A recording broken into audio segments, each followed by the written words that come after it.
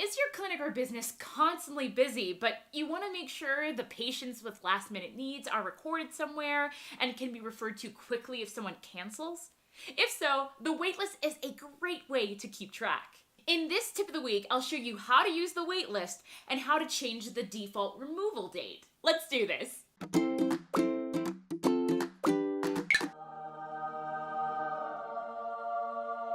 First, what exactly is the waitlist? Well, the waitlist is essentially patients or clients who would like an appointment within a certain time frame, but for whatever reason you couldn't fit them in initially. There are two ways to add a patient to the waitlist: via the waitlist directly or when creating an appointment. First, let's add a patient directly to the waitlist. To do this, head to the appointments page, then under the mini calendar, select or click waitlist. Then, use the Add to Waitlist button to add your patient. Just type in the name of the patient if available, or you can create a new patient from here as well. The remove on date is set to the default expiring period, which can be changed. I've set mine to expire after 2 weeks, but you can also manually change it here. Select their preferred appointment type, then select the days of the week the patient prefers to have their appointments. For Luna, she can only attend appointments on Friday.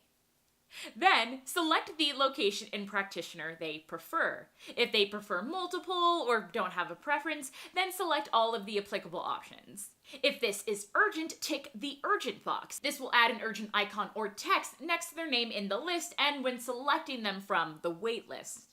Ticking the only outside business hours means they prefer an appointment outside the practitioner's availability. So if I work from 8 a.m. to 5 p.m., they want an appointment outside that time frame.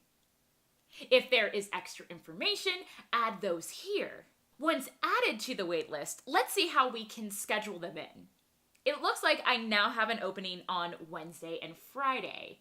If I want to add a patient from the waitlist, when on the new appointment window, instead of searching for a patient, I can select from waitlist. The list shown will only include those who meet the criteria of the appointment you're creating.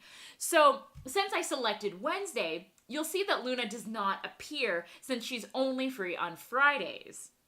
If I switch to Friday, though, Luna will then appear in the list. The appointment type will automatically change to their preference, and once booked, Luna will then be removed from the waitlist. If no dates were open, though, Luna would have been removed automatically on the removal date. I mentioned previously there is a way to change the default expire period or removal date if added manually to the waitlist. To do this, you'll need to be an administrator. Head to Settings, General Settings, then under Waitlist, you'll see an option to change the default waitlist expiry period. You can set this between 1 and 52 weeks. You can also edit the patient on the waitlist and change the date there at any time if needed. Now, what if your patient wants to book an appointment with you, but if an earlier appointment opens up, they'd like to be scheduled? The second way of adding a patient to the waitlist is to book an appointment and add them via the booking. Start the new appointment and add their information as you do normally, but then select Add to Waitlist before creating the appointment. You'll see a copy of the waitlist fields, but the difference is the practitioner and business is already selected, and the removal date will be automatically set to the date of their already scheduled appointment. Lita is scheduled for May 4th. So her removal date is also set to remove 4th. And that's all there is to it. Again, the waitlist is a great way to keep track of patients who'd like to book with you without having to constantly manage the list thanks to the automatic removal date. I hope that this video was helpful, but let me know what future tip videos you'd like to see. Until then, I'll see you next tip.